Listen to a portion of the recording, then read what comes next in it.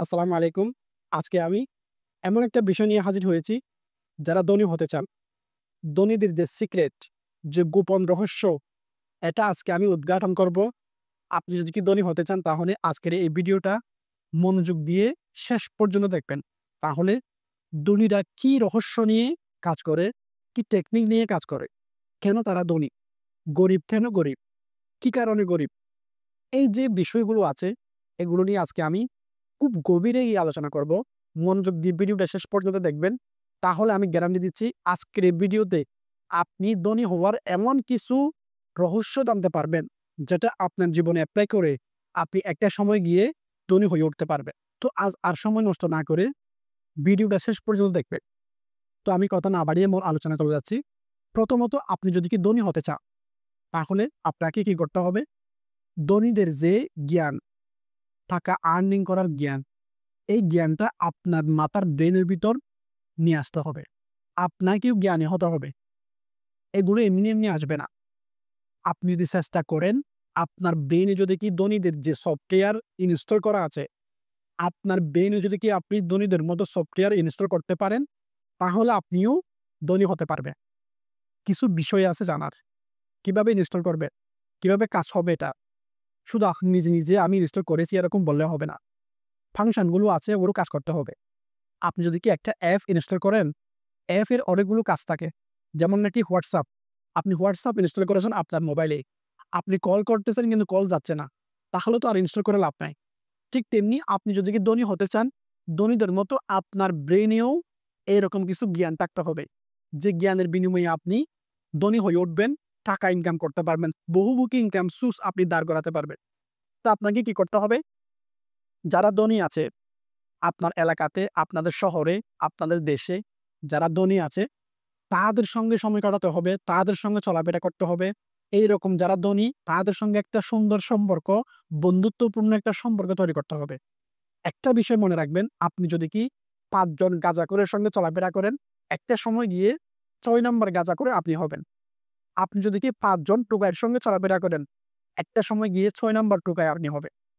এবার চিন্তা করেন, আপনি যদি কি ৫ জন ধনী ব্যক্তির সঙ্গে চলাফেরা করেন, তাহলে একটা সময় গিয়ে আপনিও ধনী ব্যক্তি হতে পারবেন। এভাবে করে আপনাকে আপনার ব্রেইনে ধনীদের মতো জ্ঞান, মাইন্ড ইনস্টল করতে হবে। তারপর আপনি ধনী হতে পারবেন। এত সহজ নয়। আমরা বর্তমানে যে সমাজে বসবাস করতেছি, এই যে সবার মাইন্ড চাকরিমুখী। একটু চিন্তা করে দেখেন, আপনি যদি কি ১০০ টা গাধার সঙ্গে আপনি একজন সিংহ হয়ে যদি কি চলাফেরা করেন, তাহলে আপনি নিজেকেই গাধা মনে করবেন। কারণ আপনি যেই পাশে তাকান না কেন, সবাই তো গাধা। আপনি নিজেকেই মনে করবেন আমিও তো গাধা। এইজন্য আপনাকে কি করতে হবে? এই গাধার ভিড় থেকে বের হয়ে যারা সিংহ আছে, যারা ধনী আছে, তাদের সঙ্গে আপনি কি করবেন? সময় কাটাবেন, বন্ধুত্বপূর্ণ একটা সম্পর্ক তৈরি করবেন। এভাবে করে আপনি আস্তে, আস্তে তাদের যে জ্ঞান, তাদের যে নলেজ, এটা আপনার ভিতর নিয়ে আসতে পারবেন। এই জ্ঞানকে ব্যবহার করে আপনি একটা সময় গিয়ে নিজেকে আস্তে, আস্তে ধনীর মতো করে একজন ধনী হিসেবে তৈরি করতে পারবেন। আমাদের যে দেশে বাংলাদেশে যারা গরিব, মেক্সিমাম 95% মানুষই গরিব। এই গরিবের ভিড়ে আপনি যদি কি ধনী হতে চান, তাহলে যে 5% বাকি আছে, তাদের সঙ্গে আপনাকে টাইম টু টাইম সময় কাটাতে হবে। তাদের সঙ্গে সম্পর্ক তৈরি করতে হবে। তারা কি করে? তারা কি খায়? কিভাবে চলাফেরা করে? সবকিছু আপনাকে দেখতে হবে, বুঝতে হবে। একটা কথা মনে রাখবেন, একটা বানরকে যদি কি আমি একটা কলা দেই, তার সাথে যদি কি আমি ৳১০০ র একটা নোট দেই, সে কিন্তু ৳১০০ নোটটা নেবে না। সে কলাটাই নেবে। সে যদি কি এটা জানতো, ৳১০০ দিয়ে তো আমি অনেকগুলো কলা পাবো। সে কোনোদিনই কি একটা কলা এটা নিত? ঠিক তেমনি আমরা যারা 95% গাধা আছি, গরিব আছি, চাকরিমুখী মাইন্ডসেট এরকম আমাদের, তারা হচ্ছে একটা কলা নিতে চায়। ৳১০০ র নোট নিতে চায় না। ডিফারেন্সটা হচ্ছে এই জায়গায়। আমাদেরকে বুঝতে হবে। আপনি যদি কি ধনী হতে চান, আপনাকে এই জ্ঞানগুলো তো অর্জন করতে হবে। আপনি বলতেছেন, "আমি একজন দক্ষ ড্রাইভার হতে চাই।" আপনি যদি কি বলেন, "আমি কিন্তু ড্রাইভিং শিখব না। আমি ড্রাইভিং শিখব না, আমি দক্ষ ড্রাইভার হতে চাই।" তাহলে কি কোনদিন সম্ভব আপনি দক্ষ ড্রাইভার হতে পারবেন? আপনি যদি কি বলেন, "আমি এই নদীটা পার হতে চাই, কিন্তু আমি সাঁতার শিখব না।" তাহলে কি আপনি কোনোদিন নদীটা পার হতে পারবেন? এই জন্য আপনি যদি ধনী হতে চান, আপনাকে ধনী হতে গেলে যে নলেজ গুলো দরকার, যে অভ্যাসগুলো দরকার, যে মাইন্ডসেট গুলো তৈরি করা দরকার, যে জ্ঞানগুলো শিখা দরকার, এগুলো তো আপনাকে শিখতে হবে। ওই পরিবেশে যেতে হবে। ওই পরিবেশে আপনাকে বেড়ে উঠতে হবে। আমরা তো গাধার পরিবেশে বড় হচ্ছি। যার কারণে আমি আয়নার সামনে গেলেও নিজেকে গাধা মনে করতেছি। যেমন মনে করেন সবাই চাকরিমুখী চিন্তাভাবনা করে, সবাই চাকরি করবে। আমিও মনে করতেছি আমিও চাকরি করব। আমি আয়নার সামনে গেলে নিজেকে চাকরিজীবী মনে করি।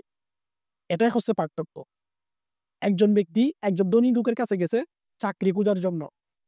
তখন ওই ধনী লোক বলতেছে, "তোমার যেহেতু এতই চাকরির প্রয়োজন, তাহলে তুমি একটা কাজ করো।" তাকে একটা কুড়াল দিল। "এই কুড়ালটা নিয়ে তুমি জঙ্গলে যাও। জঙ্গলে গিয়ে তুমি যতটুকুই পারো কিছু কাঠ নিয়ে আসো। তোমাকে আমি দৈনিক ৳৫০০ করে দেব।" তখন ওই ব্যক্তি কি করছে জানেন? ওই কুড়ালটা নিয়ে জঙ্গলে গেছে। জঙ্গলে গিয়ে অনেকগুলো কাঠ নিয়ে আসছে। সে যতটুকুই পারে আরকি। তখন ওই ধনী ব্যক্তি তাকে ৳৫০০ দিছে। ওই ৳৫০০ নিয়ে সে চলে গেছে। তখন ওই ধনী ব্যক্তি কি করছে জানেন? এই কাঠগুলো তাদের মহল্লাতে যাদের কাঠের প্রয়োজন রান্না-বান্না করে, তাদের সঙ্গে যোগাযোগ করে ৳১,০০০ নিয়ে বিক্রি করছে। এবার চিন্তা করে দেখেন, ওই ধনী ব্যক্তি কোনো পরিশ্রম না করে ৳৫০০ ইনকাম করে ফেলছে। আর ওই ব্যক্তির চাকরির প্রয়োজন, সে চাকরি পাইছে তো দৈনিক ৳৫০০। এটা হচ্ছে আমাদের ডিফারেন্স। আমরা বুঝি না।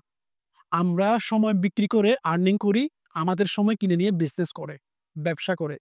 তারা কোটি, কোটি টাকা ইনকাম করে, আমাদেরকে ১ ফোঁটা, ২ ফোঁটা, ৩ ফোঁটা এভাবে করে দেয়। এগুলো নিয়ে আমরা কোনরকম জীবনটা চালাচ্ছি। তাহলে কি আমরা কোনদিন ধনী হতে পারবো? ধনীরা শিক্ষা অর্জন করতে গিয়ে বহুমুখী ইনকাম করার জন্য যে শিক্ষাগুলো দরকার, এগুলো গ্রহণ করে। বিভিন্ন ধরনের কোর্স করে, বই পড়ে, আর্নিং বেশি করার জন্য কি, কি সুযোগ রয়েছে, এই সুযোগগুলো খোঁজার জন্য চেষ্টা করে। কিন্তু গরিবরা কি করে? একাডেমিক যে পড়ালেখাগুলো আছে, এগুলো করে চাকরির জন্য চেষ্টা করে। এর বাইরে সে আর কিছু করতে চায় না। এটা হচ্ছে গরিব এবং ধনীর মধ্যে পার্থক্য। গরিব যারা আছে তারা চাকরিমুখী চিন্তাভাবনা করে। আর ধনীরা ওনার মাইন্ডসেট অর্থাৎ মালিক হওয়ার জন্য চিন্তাভাবনা করে। কিভাবে একটা বিজনেস দাঁড় করাতে পারি, কিভাবে একটা আমি ইনকাম সোর্স দাঁড় করাতে পারি, এইরকম প্ল্যানিং করে। আর গরিবরা চাকরির জন্য চেষ্টা করে। একজন ধনী ব্যক্তি তার যে টাকা, এগুলো সে অ্যাসেট কিনার জন্য খরচ করে। অর্থাৎ জমি কিনবে, স্টকে ইনভেস্ট করবে, বিজনেসে ইনভেস্ট করবে, বিভিন্ন দোকান-টোকান কিনে সে সম্পদ তৈরি করে। কিন্তু গরিব কি করে জানেন? তার হাতে টাকা আসলে সে লায়াবিলিটি কিনে। লায়াবিলিটি বুঝেন? সে একটা iPhone কিনবে। সে আনন্দ করে ঘুরতে যাবে, খরচ করবে। সে একটা বাইক কিনবে। এখানে হচ্ছে মূল পার্থক্য।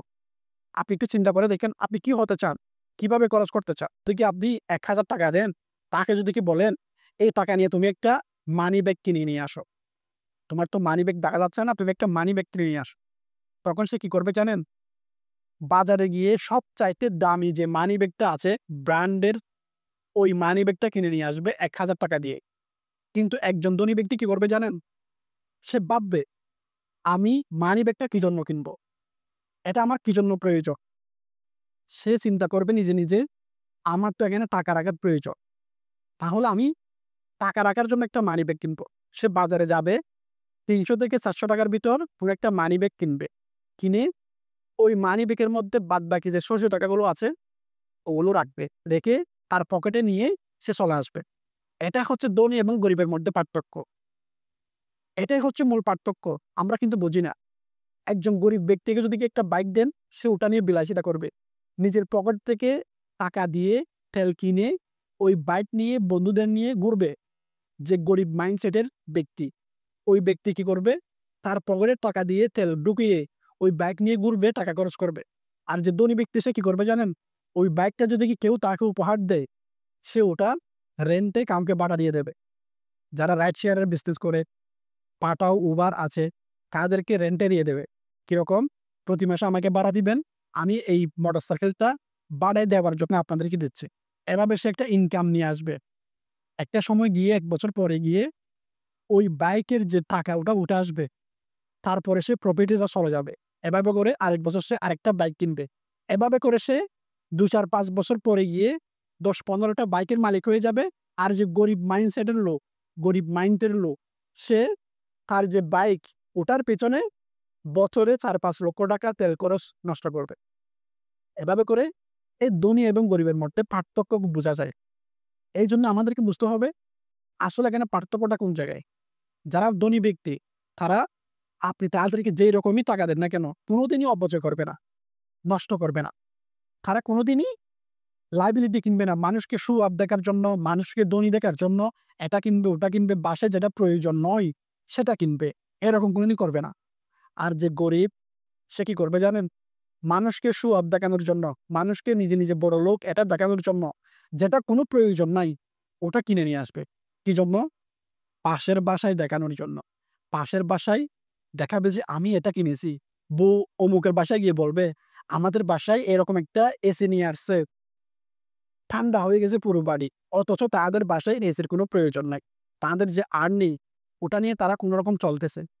তারপরেও কোনো যে প্রয়োজনটা নাই, ওটা করে সে খরচ করতেছে। এখানে হচ্ছে মূলত ধনী এবং গরিবের মধ্যে পার্থক্য। আমাদেরকে বুঝতে হবে। একজন ধনী ব্যক্তিকে যদি কি আপনি ৳১,০০০ দেন, অথবা তাকে যদি কি একটা বই দেন, যে বইতে লেখা আছে কোটি টাকা ইনকাম করার সিক্রেট। এইরকম একটা যদি কি বই দেন, অথবা ৳১,০০০ দেন, কোনটা নিবেন?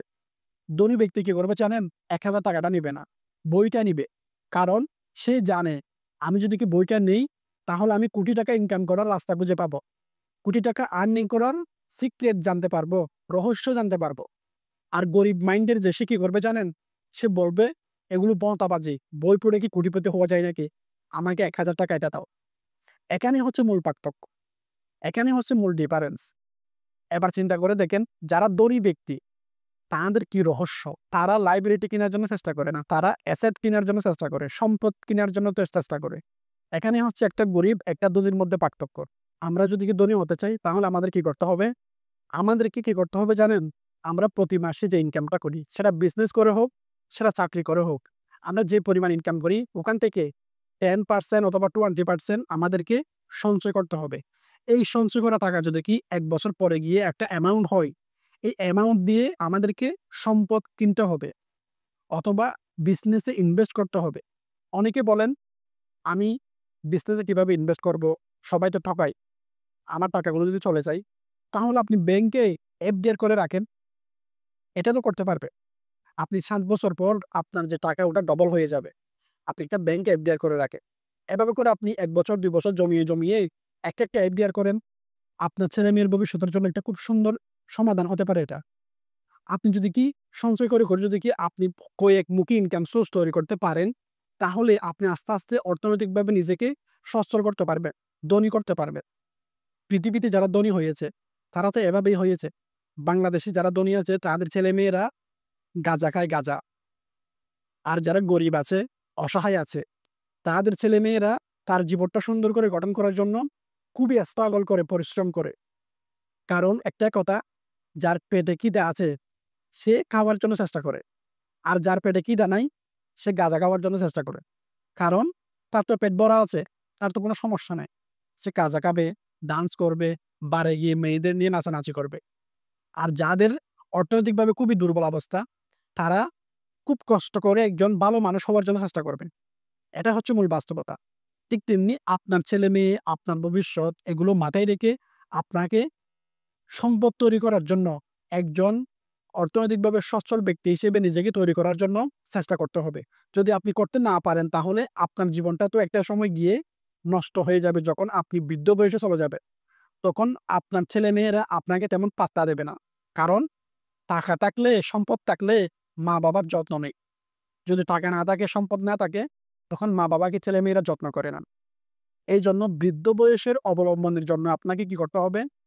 কিছু সম্পদ, টাকা-পয়সা অর্জন করতে হবে, ইনকাম করতে হবে, তৈরি করতে হবে। যখন আপনি বৃদ্ধ বয়সে চলে যাবেন, তখন যেন আপনি সুন্দর করে কারোর উপর ভরসা না করে আপনারগুলো নিয়ে আপনি চলতে পারেন। এরকম একটা চিন্তা আপনি এখন থেকে করে নিজেকে অর্থনৈতিকভাবে সচ্ছল করতে পারেন। তো আজকের এই ভিডিওতে আমি এই বিষয়টা নিয়ে আলোচনা করেছি। কিভাবে আপনি গরিব থেকে ধনী হবেন, কিভাবে আপনি নিজেকে অর্থনৈতিকভাবে আস্তে, আস্তে উন্নতি করবেন, সচ্ছল করবেন। এই বিষয়গুলো নিয়ে আলোচনা করেছি। ভিডিওটা কেমন হয়েছে জানাবেন। যদি কোনো ধরনের প্রশ্ন থাকে তাকে কমেন্টে প্রশ্ন করবেন। নেক্সট ভিডিওতে আমি আনসার দেওয়ার জন্য চেষ্টা করব। তো ভালো থাকবেন, সুস্থ থাকবেন। আজকের এই ভিডিওটা এই পর্যন্ত। আসসালামু আলাইকুম।